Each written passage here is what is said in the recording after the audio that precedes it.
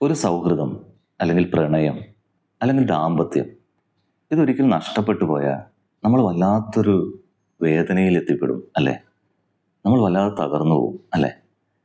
ശരിക്കും പറഞ്ഞാൽ എന്തുകൊണ്ടാണ് അങ്ങനെ സംഭവിക്കുന്നതെന്ന് ചിന്തിച്ചിട്ടുണ്ടോ?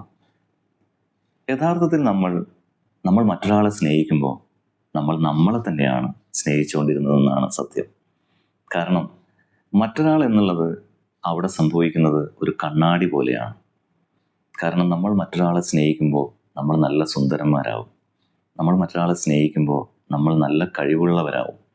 നമ്മൾ മറ്റൊരാളെ സ്നേഹിക്കുമ്പോൾ നമ്മുടെ ഏറ്റവും ബെസ്റ്റാണ് നമ്മൾ പുറത്തെടുക്കുന്നത്.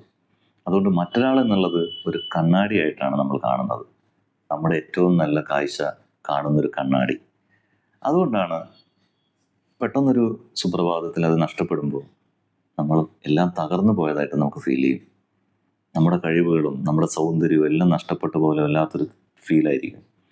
ശരിക്കും പറഞ്ഞാൽ ഒന്നും നഷ്ടപ്പെടുന്നില്ല. അവിടെ സംഭവിക്കുന്നത് ആ കണ്ണാടി പൊട്ടിപ്പോയി എന്നത് മാത്രമാണ്. നമ്മളിലൊന്നും നഷ്ടപ്പെട്ടിട്ടില്ല. നമ്മളെ പ്രതിഫലിപ്പിക്കുന്ന കണ്ണാടി മാത്രമാണ് അവിടെ നഷ്ടപ്പെട്ടത്.